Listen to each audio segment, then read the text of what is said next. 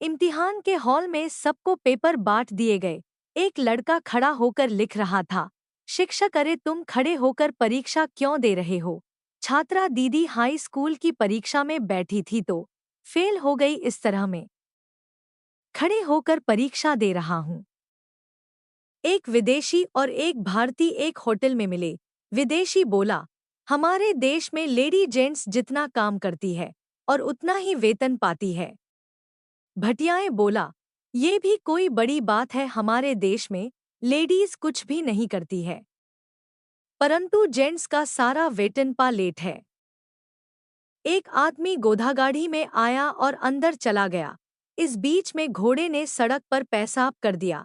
जब वे वापस आया तो पास में खड़ी बच्ची बोली, अब आपकी गद्दी बहुत दूर नहीं जा सकेगी। गड्डी वाले ने पूछा, क्यों? क्योंकि इसका पेट्रोल निकल गया है। बनता संता से तो तुमने अपनी पत्नी को ताश और जुआ खेलना सीखा ही दिया। संता, हाँ, ये आइडिया अच्छा रहा।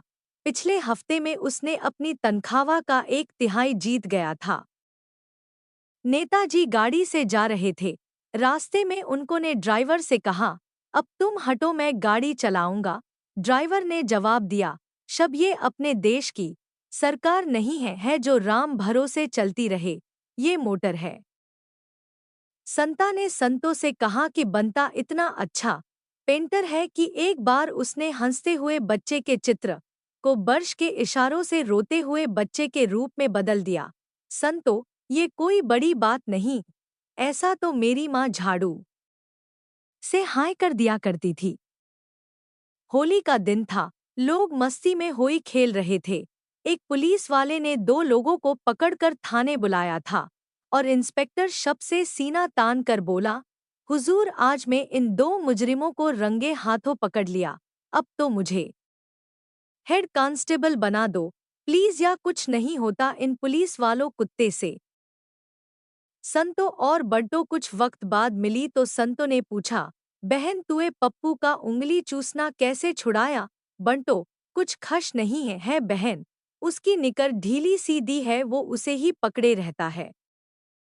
मरीज, डॉक्टर साहब, मैं क्या दो खा सकता हूँ?